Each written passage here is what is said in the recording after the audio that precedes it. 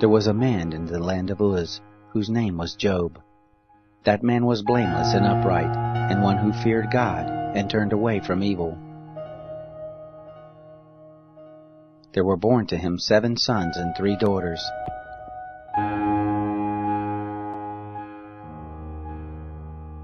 His possessions also were 7,000 sheep, 3,000 camels, 500 yoke of oxen, 500 she-donkeys, and a very great household, so that this man was the greatest of all the children of the East. His sons went and held a feast in the house of each one on his birthday, and they sent and called for their 3 sisters to eat and to drink with them.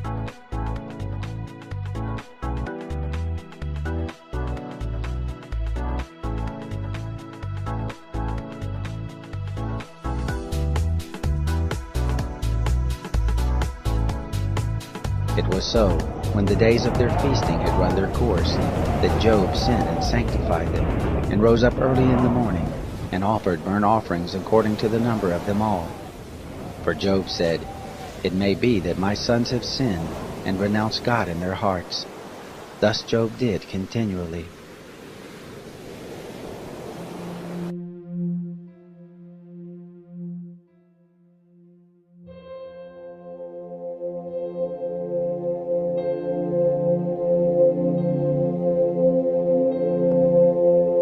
Now it happened on the day when the sons of God came to present themselves before the Lord, that Satan also came among them.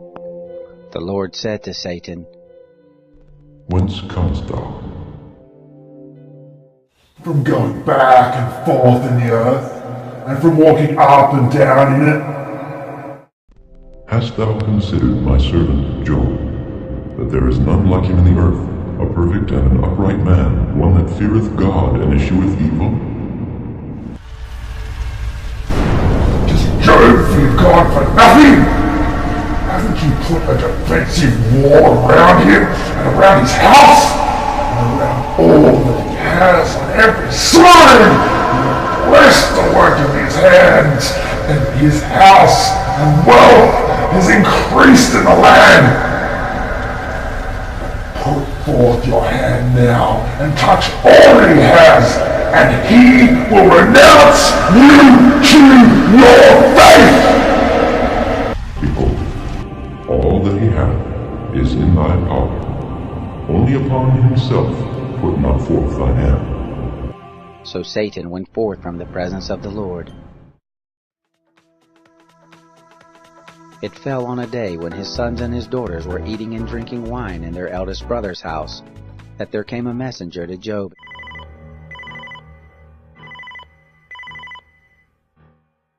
The cattle were working hard, and the donkeys were just grazing in the field next to us when these Sabeans attacked. They stole all the animals and killed all the field hands. I'm the only one who got out alive to tell you what happened. While he was still speaking, there also came another and said, "The fire of God has fallen from the sky, and has burned up the sheep and the servants, and consumed them, and I alone have escaped to tell you." While he was still speaking, there came also another and said, "What now?" "The Chaldeans made 3 bands, and swept down on the camels, and have taken them away, yes, and killed the servants with the edge of the You sword." alone have escaped to tell me? While he was still speaking, there came also another and said,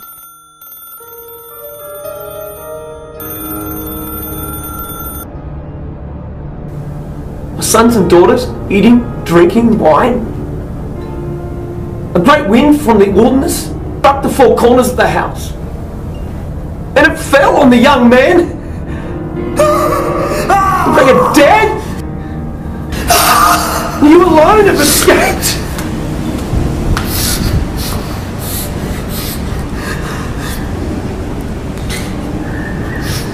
Oh no! Oh!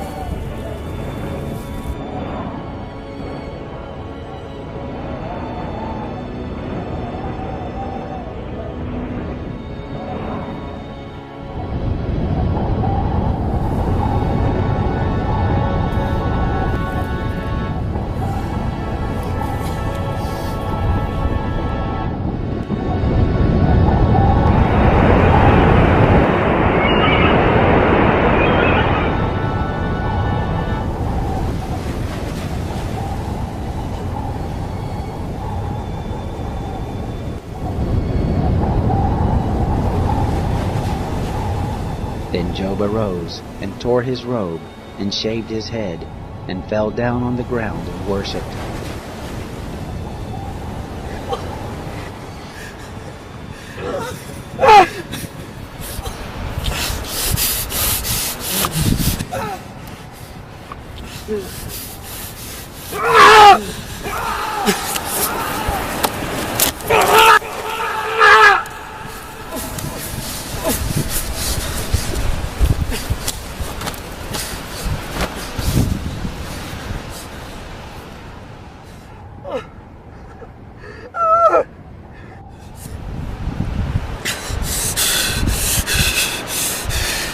Naked I came from my mother's womb, and naked I shall return there. Yahweh gave and Yahweh has taken away. Blessed be the name of Yahweh.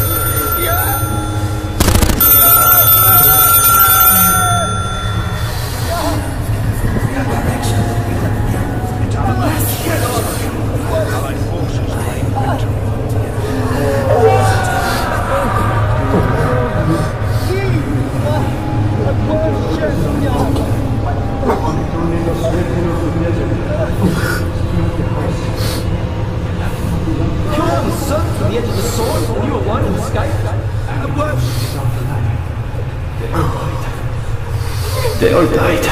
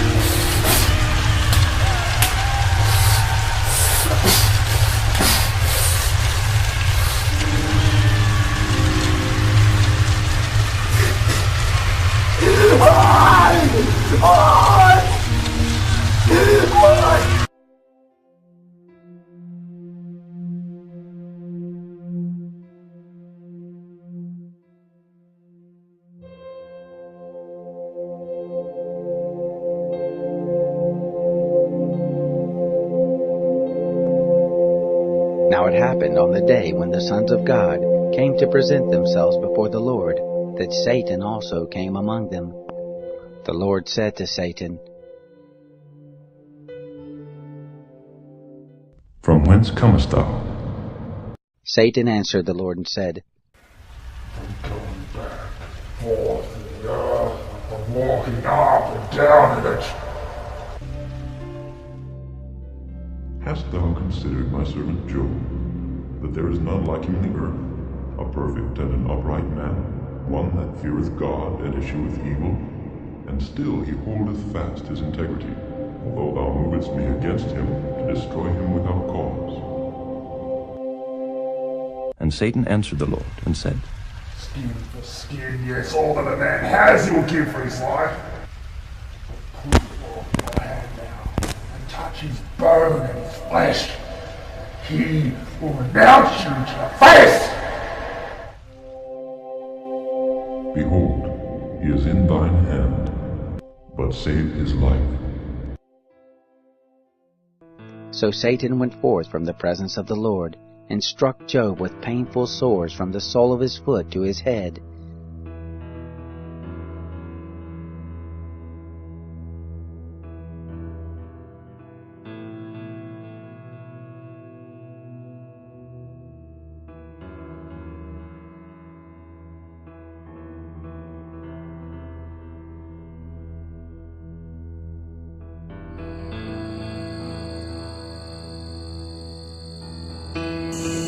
Job took for himself a potsherd to scrape himself with.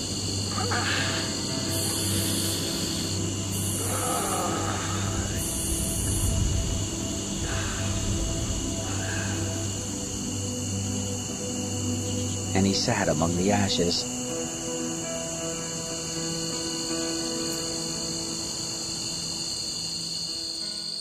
Then his wife said to him, "Do you still maintain your integrity?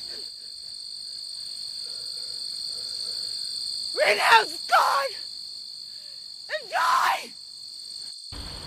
You speak as one of the foolish women would speak. What? Shall we receive good at the hand of God, and shall we not receive evil?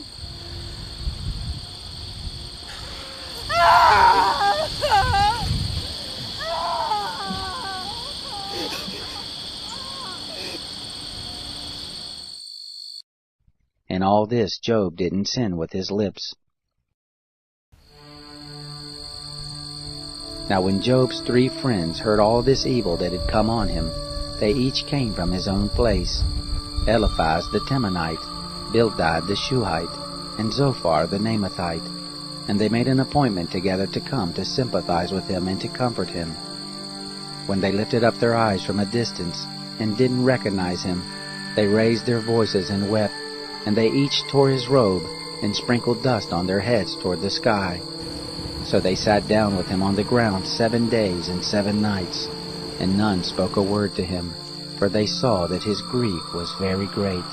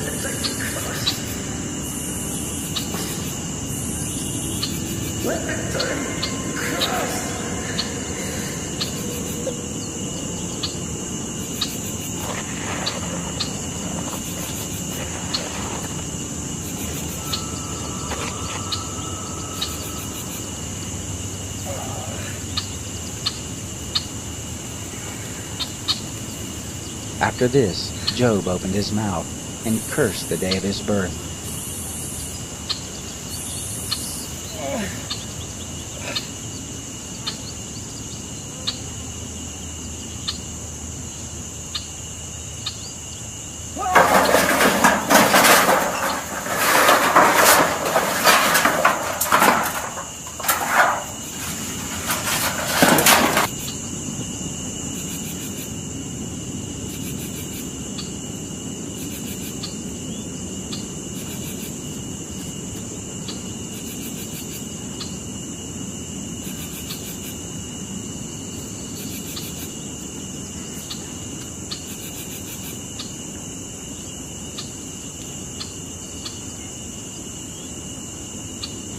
Let the day perish in which I was born, the night which said, there is a boy conceived.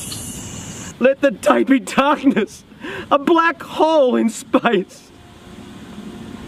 Don't let God from above seek for it, neither let the light shine on it. Let darkness and the shadow of death claim it for their own. Let a cloud dwell on it. Let all that makes the day black terrify it. As for that night, let thick darkness seize it. Don't let it rejoice with the days of the year. Don't let it come into the number of the months. Ah! Turn that night into pure nothingness. No sounds of pleasure from that night ever. Let them who are good at cursing to curse that day. Those who curse the day, those who are ready to stir up Leviathan. Let its morning stars turn to black cinders, waiting for a daylight that never comes. never once seeing that first light of dawn. Let the stars of its twilight be dark, let it look for light but have none, neither let it see the eyelids of the morning, because it didn't shut up the doors of my mother's womb. Neither did it hide trouble from my eyes. Why didn't I die from the womb? Why didn't I give up the spirit when my mother gave birth to me? You mock me with your sounds. Why did the knees receive me? Why the breast that I should nurse? For now should I have lain down and been quiet. I should have slept. Then I would have been at rest with kings and counselors who have laid up waste places for themselves.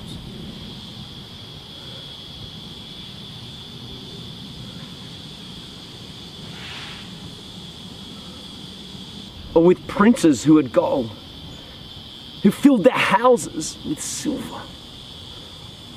Or as a hidden, untimely birth I had not been, as infants who never saw light. There, the wicked cease from troubling. There the weary are at rest. There the prisoners are at ease together. They don't hear the voice of the taskmaster. The small and the great are there. The servant is free from his master. Why is light given to him who is in misery of life? Life to the bitter in soul. We long for death, but it does not come.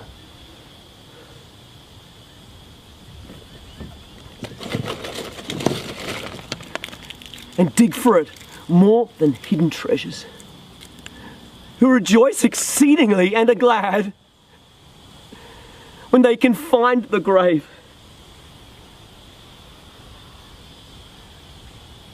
What's the point of life when it doesn't make sense? When God blocks all the roads to meaning? Why is life given to a man whose way is hidden, whom God has hedged in? For my sighing comes before I eat. My groanings are poured out like water. Instead of bread, I get groans for my supper, and then leave the table, and vomit bitter anguish. For the thing which I fear comes on me, that which I'm afraid of comes to me.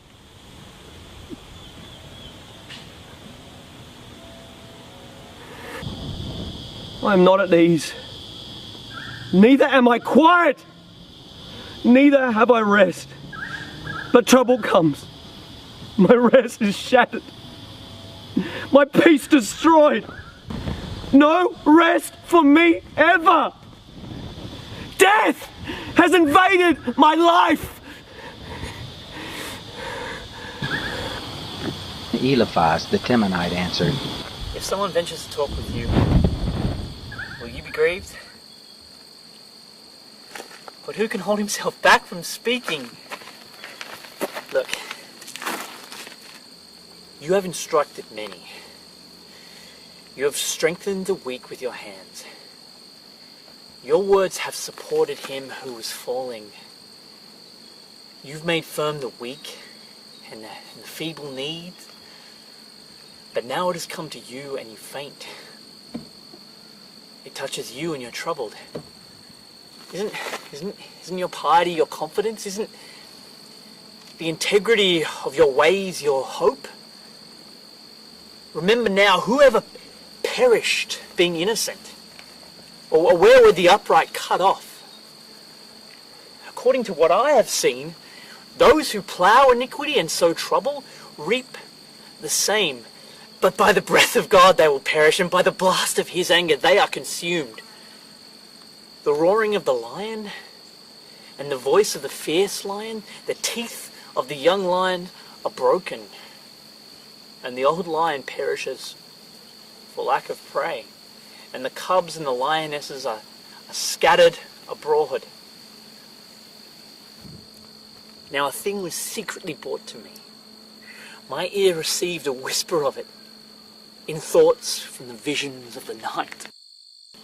When deep sleep falls on men, fear came on me and trembling, which made all of my bones shake. And then a spirit passed before me. The hair of my flesh stood up. It stood still, but I couldn't discern its appearance. The form was before my eyes, silence. Then I heard a voice saying, "Shall mortal man be more than just God? Shall a man be more pure than his maker? Behold, he puts no trust in his servants. He charges his angels with error. How much more those who dwell in the houses of day, whose foundation is in the dust, who are crushed before the moth? Between morning and evening, they are destroyed. They perish forever without any regarding it. Isn't their tent cord plucked up with them? They die, and that without wisdom. Call now. Is there any who will answer you? To which of the holy ones will you turn? For resentment kills the foolish man, and jealousy kills the simple. I've seen the foolish taking root, but suddenly I cursed his habitation. His children are far from safety. They're crushed in the gate. Neither is there anyone to deliver them. His harvest the hungry eats up, and take it even out of the thorns. The snare gapes for their substance. For affliction doesn't come forth from dust, neither does trouble spring out of the ground, but man is born to trouble. As the sparks fly upward. But as for me, I would seek God. I would commit my cause to God, who does great things that can't be fathomed, marvelous things without number, who gives rain on the earth and sends waters on the fields, so that he sets up on high those who are low. Those who mourn are exalted to safety. He frustrates the devices of the crafty so that their hands can't perform their enterprise. He takes the wise in their own craftiness. The counsel of the cunning is carried headlong. They meet with darkness in the daytime and grope at noonday as in the night. But he saves from the sword their mouth, even the needy from the hand of the mighty. So the poor has hope, and injustice shuts her mouth. Behold, happy is the man whom God corrects. Therefore do not despise the chastening of the Almighty. For he wounds and binds up. He injures and his hands make whole. He will deliver you. In 6 troubles, yes, in 7, no evil shall touch you. In famine he will redeem you from death. In war from the power of the sword. You shall be hidden from the scourge of the tongue.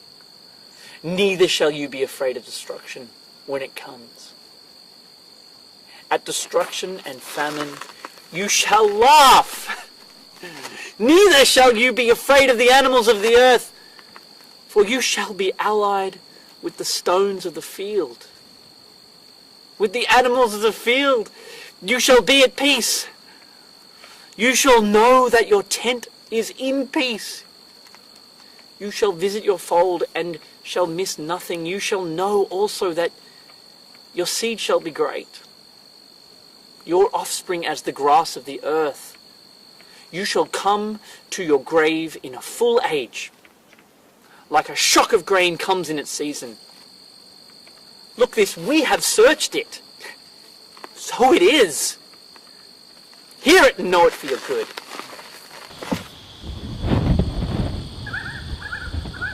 Oh, that my anguish were weighed, and all my calamity laid in the balances. For now we would be heavier than the sands of the seas. Therefore my words have been rash. For the arrows of the Almighty are within me. My spirit drinks up the poison. The terrors of God set themselves in array against me. Does the wild donkey bray when he has grass? Or does the ox low over his fodder? Can that which has no flavour be eaten without salt? On the cliff he dwells, and makes his home, on the point of the cliff and the stronghold. From there he spies out the prey, his eyes see it afar off. His young ones also suck up blood, where the slain are, there he is. Moreover, the Lord answered Job, Shall he who argues contend with the Almighty? He who argues with God, let him answer him. Behold, I am of small account. What shall I answer you?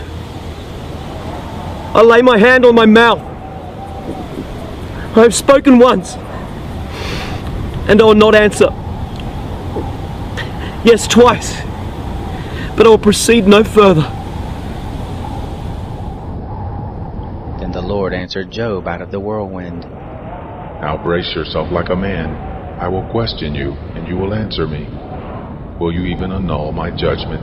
Will you condemn me, that you may be justified? Or have you an arm like God? Can you thunder with a voice like him? Now deck yourself with excellency and dignity. Array yourself with honor and majesty. Put forth the fury of your anger. Look on everyone who is proud and bring him low. Look on everyone who is proud and humble him. Crush the wicked in their place. Hide them in the dust together. Bind their faces in the hidden place. Then I will also admit to you that your own right hand can save you. See now the behemoth, which I made as well as you. He eats grass like an ox. Look now, his strength is in his loins. His force is in the muscles of his belly. He moves his tail like a cedar. The sinews of his thighs are knit together. His bones are like tubes of brass. His limbs are like bars of iron. He is the chief of the ways of God. He who made him gives him his sword. Surely the mountains bring him forth food, where all the animals of the field do play. He lies under the lotus trees, in the covert of the reed and the marsh. The lotuses cover him with their shade. The willows of the brook surround him. Behold, if a river overflows, he doesn't tremble. He is confident, though the Jordan swells even to his mouth. Shall any take him when he is on the watch, or pierce through his nose with a snare? Can you draw out Leviathan with a fish hook, or press down his tongue with a cord? Can you put a rope into his nose, or pierce his jaw through with a hook? Will he make many petitions to you, or will he speak soft words to you? Will he make a covenant with you that you should take him for a servant forever? Will you play with him as with a bird, or will you bind him for your girls? Will traders barter for him? Will they part him among the merchants? Can you fill his skin with barbed irons, or his head with fish spears? Lay your hand on him, remember the battle, and do so no more. Behold, the hope of him is in vain. Will not one be cast down even at the sight of him? None is so fierce that he dares stir him up. Who then is he who can stand before me? Who has first given to me, that I should repay him? Everything under the heavens is mine. I will not keep silence concerning his limbs, nor his mighty strength, nor his goodly frame. Who can strip off his outer garment? Who shall come within his jaws? Who can open the doors of his face? Around his teeth is terror.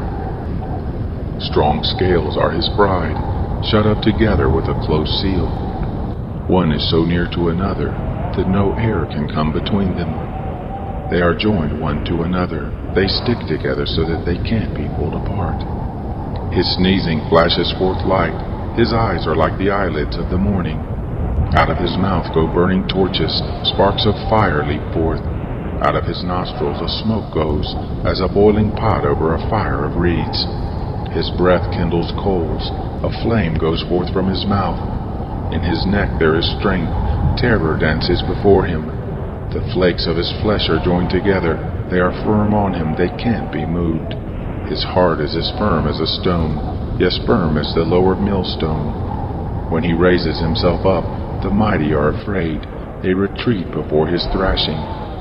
If one lays at him with the sword, it can't avail, nor the spear, the dart, nor the pointed shaft. He counts iron as straw and brass as rotten wood. The arrow can't make him flee, sling stones are like chaff to him. Clubs are counted as stubble, he laughs at the rushing of the javelin. His undersides are like sharp potsherds, leaving a trail in the mud like a threshing sledge. He makes the deep to boil like a pot. He makes the sea like a pot of ointment. He makes a path to shine after him. One would think the deep had white hair. On the earth there is not his equal that is made without fear. He sees everything that is high. He is king over all the sons of pride. I know that you can do all things, and that no purpose of yours can be restrained. Yet you asked, who is this who hides counsel without knowledge? Therefore I have uttered that which I did not understand, things too wonderful for me which I didn't know. You said, listen now, and I will speak. I will question you, and you will answer me. I have heard of you by the hearing of the ear, but now my eye sees you. Therefore I abhor myself. I repent in dust and ashes.